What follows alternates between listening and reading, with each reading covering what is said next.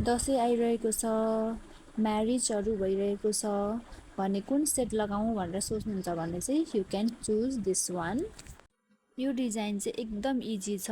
यसको लागि चाहिँ हजुरले पिङ्क जेल पोलिस लिनुपर्ने हुन्छ र यसलाई क्योर गर्नुहोला। वान कोट एप्लाई गरिसकेपछि फर 60 सेकेन्ड।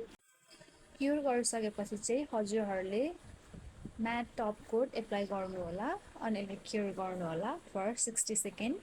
यसले चाहिँ म्याट फिनिसिङ लुक दिनको लागि हो र फिनिसिङ चाहिँ यस्तो आउँछ, देख्न सक्नुहुन्छ।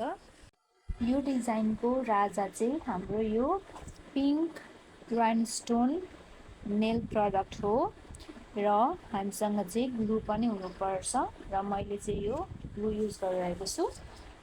हजुरहरूसँग जुन राइनस्टोन छ त्यो युज गर्न सक्नुहुन्छ, तर युज गर्दाखेरि चाहिँ हजुरले पछाडिको कलर जुन बेस कलर लगाउँछ हामीले त्यो चाहिँ म्याच गर्नुपर्ने हुन्छ र वान बाई वान एप्लाई गर्दै क्योर गर्दै गर्नुपर्ने हुन्छ। मसँग चाहिँ राइनस्टोन ग्लु हुन्छ अर्को फाल्टे, राइनस्टोन ग्लु चाहिँ अहिले छैन, मसँग सकिरहेको छ। त्यही भएर म चाहिँ यो 3D को ग्लु युज गरिरहेको छु। हजुरहरूसँग छ भने पनि हजुरले युज गर्न सक्नुहुन्छ, तर क्योर गर्दाखेरि चाहिँ मेक स्योर कि हजुरको मजाले टाँसेको छ। सबै वान बाई वान एप्लाई गर्दै क्योर गर्नुपर्ने हुन्छ अनि एकदम नेलको सेन्टरमा गर्ने हो कि कहाँ गर्ने एकदम ध्यान दिएर गर्नुहोला। फेरि एकचोटि टालेपछि चाहिँ अलिकति नराम्रो देखिन्छ, इन राइट प्लेसमा चाहिँ स्टे भएन भने है। र यति गरिसकेपछि वान बाई वान यसरी नै मैले चाहिँ हजुरहरूलाई मैले भिडियो कट गरिदिएको छु, लङ हुन्छ।